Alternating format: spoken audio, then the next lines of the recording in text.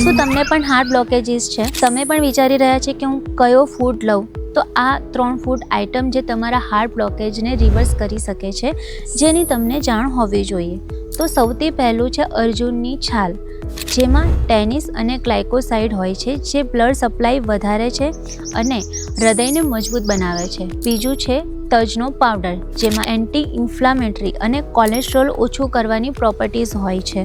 અને ત્રીજું ફૂડ છે હલ્દીનો પાવડર, જે એન્ટી ઇન્ફ્લામેટરી અને એન્ટીઓક્સિડન્ટ જેવી પ્રોપર્ટીઝ ધરાવે છે, જે તમારી હૃદયની નળીઓમાં જે પ્લેક ફોર્મેશન બનવાના ચાન્સીસ હોય છે એને ઘટાડવામાં મદદ કરે છે. એની સાથે તમે એક લસણની કળી પણ એડ કરી શકો. આ બધી જ વસ્તુઓ તમારા ઘરમાં મળતી જ હોય છે. તમારા ઘરમાં મળતી આ 5 એવી વસ્તુઓને તમારા ડાયટમાં જરૂરથી સમાવેશ કરો અને આ વિડીયોને વધુમાં વધુ તમારા પરિવાર અને મિત્રો સાથે શેર કરો.